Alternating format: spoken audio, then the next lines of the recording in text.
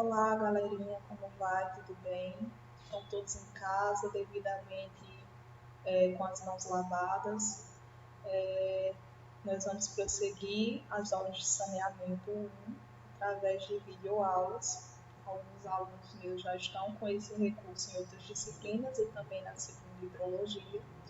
Infelizmente, como saneamento é uma disciplina que requer, precisa, né, de discussões em sala de aula, né, porque não é uma disciplina que a gente vem aqui só calcular alguma coisa, a gente precisa considerar questões políticas, questões sociais. Infelizmente, a nossa aula ela vai ser prejudicada por ser gravação. Eu não tenho condições de fazer transmissão em virtude do meu acesso à internet aqui na Paraíba. A internet não é boa, eu não estou no Ceará, estou na Paraíba, estou no interior, refugiado, certo? Vocês nem com GPS me encontram. E aí a internet aqui não é tão boa porque a cidadezinha é pequena. Então, infelizmente, nós vamos ter uma perda de certas informações que poderiam ser dadas na sala de aula, né? A troca é muito enriquecedora, mas nós vamos prosseguindo assim. O Marcos Henrique, eu espero que esteja ouvindo, né? A nossa aula gravada vai perder a presença dele, infelizmente, mas logo, logo eu espero que nós estejamos juntos para continuar nossos debates tão interessantes, né? Um abraço aí para o Lucas, o rei da polêmica, né? E também para o nosso monitor, Marcos Henrique. Pessoal, nós vamos prosseguir aqui com o que seria o consumo de água. A gente sabe que dentro do projeto de abastecimento, a principal variável que a gente vai precisar quantificar é a vazão. Então, primeiro, antes de eu ensinar para vocês como é que a gente faz essa determinação de vazão, eu trouxe apenas isso aqui, que é uma situação do abastecimento de água no Brasil. Então, até então, nós falamos de qualidade de água, todos esses parâmetros que interferem, e a partir desse assunto é que nós vamos começar a quantificar coisas, que é o primeiro passo para o projeto de abastecimento. Dentro desse contexto, é imprescindível dizer para vocês a condição atual, de acordo com dados do CENIS, do abastecimento de água no Brasil. Nós temos aqui o abastecimento é uma das áreas do saneamento que está em melhor estado de todas das 5 áreas. Ela é 93% está sendo atendida, ou seja, 93% das pessoas, mas a gente sabe que quando a gente chega isso aqui ao nível de Brasil, esses 7% de uma população de 200 milhões, 200 milhões de habitantes é muita coisa. Então, 93% ainda é pouco. Nós temos que a região do Sul apresenta um índice quase chegando a 100%, seguido pela Centro-Oeste, Sudeste e Nordeste a gente ainda está em 88,8% e a Norte 70%. As perdas de água ainda consistem num problema extremamente incômodo, é um problema não só para nossas companhias de água, mas também para a nossa própria manutenção hídrica, ou seja, a nossa vazão está sendo perdida e lá no manancial isso vai estar sendo onerado em termos de recursos hídricos e em termos de recursos financeiros. Isso é extremamente preocupante. Essas perdas elas envolvem problemas desde vazamentos que ocorrem, que são visíveis, até as ligações clandestinas e são, segundo os dados de 2017, 38,3%. Então aqui tem os barrizinhos, e todos esses, se a gente tivesse uma totalidade de todos esses barrizinhos, esses que estão em branco seriam a água perdida. Aqui nós temos uma tabela que demonstra o consumo em litro por dia para diversos tipos de uso que essa água pode ter. Aqui nós temos um uso comercial, nós temos por pessoa, por refeição em um restaurante, uma lavanderia, por exemplo, por quilograma de roupa seca, um absurdo, né? Nós temos 30 litros por dia, a cada quilograma é muita coisa. Nós temos mercado, nós temos cinema, teatro, templo, enfim. Isso é para demonstrar para vocês, né, que o abastecimento ele não é apenas o abastecimento doméstico e como a gente conhece. É um abastecimento também das atividades econômicas. Então, eu devo fazer dentro do projeto, dentro dessas condições que a minha cidade vai ter. Se a minha cidade tem uma indústria, eu devo garantir no meu sistema de abastecimento uma vazão que permita essa recarga. Então, nós temos, né, essa água ela é captada no manancial, tratada, como a gente vai ver noções de tratamento de água nas próximas aulas, e repartida por vários reservatórios. Essa água vai ser entregue à comunidade pela rede externa de abastecimento, a rede de distribuição. E essa rede de distribuição, ela vai garantir com que essa água ela tenha qualidade e quantidade suficientes para atender, certo? Então, nós temos, dentro desse contexto, surgindo a opção de sistema de abastecimento coletivo. O que significa isso? Eu trazer o abastecimento inteiro da minha cidade para um sistema coletivo. Isso vai me permitir fazer com que haja um tratamento único. Eu vou usar apenas uma estação de tratamento e apenas um sistema de adução e, consequentemente, também apenas um sistema de distribuição. E dentro dessa complexidade, eu devo atender as áreas do abastecimento doméstico, comercial e industrial. Ele é específico de cada região e de cada tipo de comércio ou tipo de indústria. O abastecimento público é aquele específico para praças públicas, para lugares que são públicos, prefeituras, hospitais, né? Então, tudo isso vai estar dentro do projeto de abastecimento. Então, vejam que não é algo simples, é algo complexo, tanto em termos de variáveis inerentes à quantificação, quanto em termos de tratamento. Então, a minha água ela deve ter um padrão que consiga atender tanto a um hospital como uma casa. Então, vejam como a gente tem que trabalhar no sentido coletivo, né? A gente tem que trazer a melhor qualidade de água e também nós ainda temos que garantir a manutenção hídrica do meu manancial, ou seja, o meu manancial não deve ficar, digamos que, escasso em termos de água, eu tenho que balancear essa equação. Como a gente vai fazer? A gente sabe que a política, né, do sistema de abastecimento de água é por meio de tarifas e cobranças diferenciadas devido ao uso. E também nós temos que isso vai influenciar no que a gente chama de demanda. Então, essa demanda de água ela vai ser influenciada por condições climáticas locais, lugares mais quentes vão necessariamente vai fazer com que haja uma necessidade de mais limpezas, mais banhos, mais lavagens de roupa. Então, isso vai ser algo que vai determinar a magnitude da minha demanda, características culturais. A gente sabe que o povo do norte toma mais banho, por exemplo, do que o povo do sul, isso devido aos hábitos da cultura indígena, por exemplo, né? Mas se a gente for para olhar para uma escala mundial, se a gente comparar com o Brasil brasileiro com o europeu, a gente vê que a cultura do europeu é de não tomar tantos banhos, então a característica cultural é algo que também, de certa forma, influencia o número de moradores. Quanto maior o número de moradores, maior a demanda, característica da habitação, número de banheiros, que tem a ver, que tem uma relação intrínseca com isso aqui, com o poder aquisitivo. Tem vários estudos que demonstram que quanto maior o poder aquisitivo, também maior a minha demanda. Maior o número de banheiros, se tem piscina, se a piscina é de hidromassagem, enfim. Rede coletora de esgoto. Nós temos que, quando tem uma construção da rede coletora de esgoto, tem um aumento de 50% a 100% do consumo, presença de hidrômetro, sem medidor aumenta o consumo. Claro, se tem algo que está marcando, eu vou gastar a água do mundo inteiro, né? Isso é as pessoas que não têm tanta consciência coletiva. Então, o hidrômetro é outro fator que influencia na minha demanda. Pressão na rede. Quanto maior a pressão na rede, maior o aumento, né? A gente tem pesquisas que demonstram que houve um aumento de 30% do consumo para um aumento de 14 metros por coluna d'água.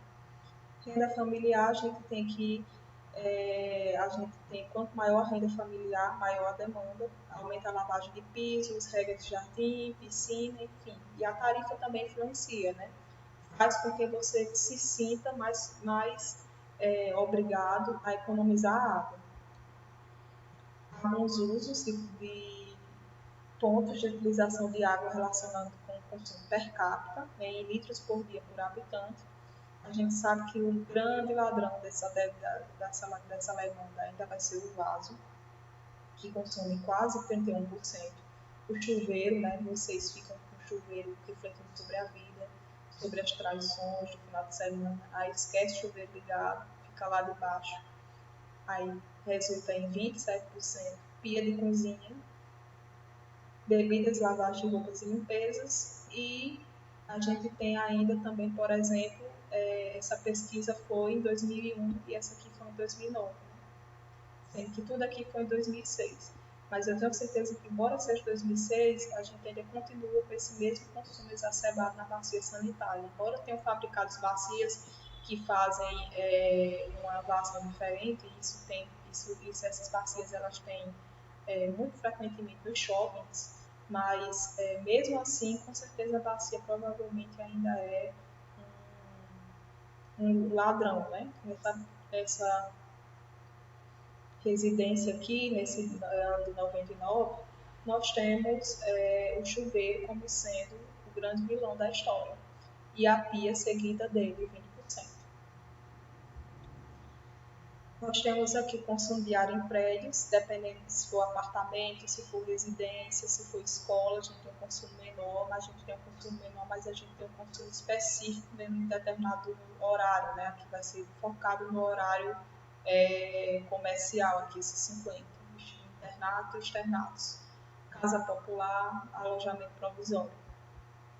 Nós temos uso comercial ainda, né? A gente viu que depende muito do tipo de. Essa tabela eu já mostrei, depende muito do tipo de atividade comercial. Uso industrial, eu tenho vários tipos de consumos em função da indústria. Então, nós temos uma indústria aqui de laticínios que gasta 1 a 5 litros por dia, mas a gente tem uma fábrica de papel que gasta de 100 a 400 litros por dia a cada quilo de papel produzido. Então, à medida que você pega um papel e joga fora, você não está jogando fora apenas desperdiçando a árvore que foi cortada, você está desperdiçando água também. E a mesma coisa para os demais materiais, como tecidos, por exemplo, couro, enfim, qualquer coisa que você jogar fora, você está jogando também água que foi necessária no processo industrial para transformá-lo nesse produto. Uso público, nós temos um consumo também em função da sua finalidade. Nós temos que para um quartel 150 por pessoa, mas se a gente for um jardim público é 1,5 a cada metro quadrado de jardim. Aqui seria basicamente um cálculo, modelos de previsão de consumo, né? Um cálculo considerando o tipo de uso, se é um condomínio, se é uma creche, se é um hospital. Por exemplo, o condomínio é por área construída, número de dormitórios, enfim. Esse é só para mostrar para vocês que existem várias formas de calcular a demanda. Esse modelo aqui, esses modelos aqui não serão o que nós vamos usar, mas é só para mostrar para vocês que existe também essas possibilidades. Estimativa do consumo, uma forma de estimar o consumo é através da medição instalada na saída do reservatório, ou seja, eu tenho lá na minha rede de abastecimento um reservatório e aí eu meço a saída, essa é a macromedição. E eu junto todas as medições, faço um somatório de todas as medições medidas em cada casa, em cada prédio, enfim. Esse é o que a gente chama de micromedição.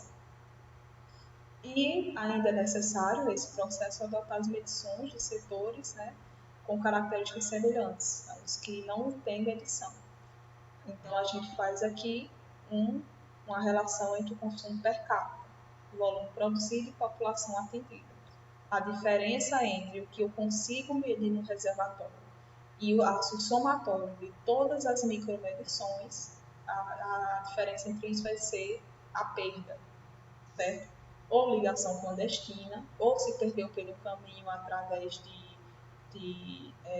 rupturas na rede de abastecimento, que resultou em vazamentos, enfim. Isso aí vai ser a nossa perda. Eu tenho dois tipos de perdas, né? A perda real e a perda aparente, onde a perda real é a água não consumida pelos clientes, que são aqueles vazamentos que ocorrem nas ruas e ficam, às vezes, dias e dias vazando, aquilo é perda real e é algo que é quantificado. E a perda aparente é a água consumida pelos clientes, mas não medida, submedição ou furtos, ou algum problema no hidrômetro ou o famoso gato, né? Então, nós temos que o índice de perdas, calculado numericamente, vai ser a relação entre o volume produzido menos o volume consumido sobre o volume produzido. Nós temos uma variação temporal nesse consumo de água. Basicamente, o que nós vamos focar dentro dessa variação temporal é na nossa variação diária e horária. A gente sabe que ao longo do ano nós temos diferentes tipos de consumo. A gente sabe que quanto mais chove, menos banhos vão ser tomados, menor consumo lavagem de roupas. Então, nessa quadra chuvosa, geralmente nós temos um menor consumo de água. E nas estações mais quentes eu vou ter um maior consumo. Então, essa seria uma variação anual. Uma variação mensal também, maior no verão, menor no inverno. Eu tenho uma variação diária. Eu vou ter um consumo maior quando? Quando justamente eu vou ter aqueles picos por exemplo, de horários comerciais. Geralmente vai ser em torno de os dias da semana, dependendo do local, vai ser os dias úteis da semana. Né? E aqui eu tenho também picos de demanda em termos de horário. Né? Vai ser maior entre 10 e 12 e menor e menor às 3 horas da madrugada. A instantânea atende a prédios desprovidos de reservatórios. Então, nós temos aqui, dentro desse contexto, dois coeficientes que vão me dizer a relação entre o maior consumo diário do ano e o consumo médio diário do ano. A gente vê esse gráfico que demonstra o consumo ao longo dos meses do ano. Então, a gente tem de janeiro a dezembro esse consumo, onde eu tenho valores máximos, aqui em torno de janeiro, valores mínimos. Aqui é só um exemplo, tá, gente? Então, essa relação entre o que é médio, que é essa linha aqui, e o que é máximo, que é essa ponta aqui, vai me dar o meu valor de cálculo. Por que isso é importante? Porque o meu sistema de abastecimento, ele deve atender a minha cidade, todo esse meu conjunto de serviços, né? Serviço de consumo doméstico, serviço de consumo industrial, tudo isso deve ser atendido até na pior hora do dia, na hora de maior demanda, na hora que mais precisa. Então, eu devo considerar esse K1, que é um coeficiente de majoração, é um coeficiente de reforço do dia de maior consumo, certo? Então, nós temos aqui, em termos de K1, nós temos o maior consumo diário no ano. Então, é no ano, é o mês que mais tem, certo? No caso aqui, nessa figura, que é meramente ilustrativa, foi o mês de fevereiro, certo? Com relação ao K2, nós vamos ter a mesma relação, mas não vai ser em relação ao ano, vai ser em relação à época do dia, né?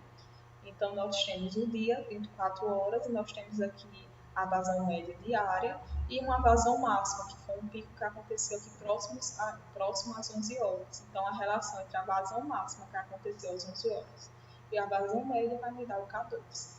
Do mesmo jeito, porque o meu sistema de abastecimento deve atender a minha população, os meus serviços, tanto no horário de maior consumo, como também no no consumo diário do ano. Alguns valores de K2, aqui de K1, geralmente a gente vai empregar o valor de 1,2, ou seja, essa parte vermelha é 20% maior que essa partezinha amarela. Já o meu K2 vai ser geralmente 50% maior, certo? Esse aqui vai ser 50% maior que isso aqui. Bom, aqui seria um esquema do sistema de abastecimento bem simplificado, né? A gente tem aqui uma adução ou uma captação no meu rio, uma captação que a gente vai ver depois no rio, a fio d'água, e ela é feita até essa água é encaminhada até a estação de tratamento. Dentro dessa estação de tratamento, desse fluxo de captação à estação de tratamento, eu tenho uma vazão, ok? Que é o que a gente vai chamar de K1, então depois a gente vai achar outro nomezinho para ela, que ela vai ser numericamente igual a K1 vezes PQ e o Q esperado. E também a relação aqui, essa relação aqui do consumo da ETA, que varia geralmente entre 1 a 5. Isso aqui eu vou dar as fórmulas para vocês depois. Nós temos aqui da ETA até o reservatório, que é uma adução. Essa aqui é um adutor que faz essa ligação. Nós temos outra vazão, que é o nosso K2, certo? Depois aqui nós temos a nossa terceira vazão, que é a vazão que vai do reservatório para a distribuição, que é a vazão de distribuição, que vai levar em consideração a maior vazão de demanda na hora de maior consumo do dia e também no dia de maior consumo do ano. Então essa é a vazão máxima possível, certo?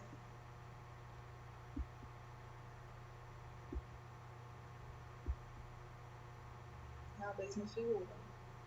Ah, não. Aqui nós temos, coloquei só isso aqui. Esse sistema ele pode funcionar tanto em 24 horas, como na relação aqui 16 a 20 horas, fazendo recalque apenas em uma parte do dia. Então, nós temos aqui um exercício, que esse é o exercício que vocês vão fazer, e aí na próxima aula eu vou resolver um exercício para vocês, onde a gente vai dimensionar todas essas vazões para cada trechozinho, ok? Na próxima aula nós vamos ver o estudo da população.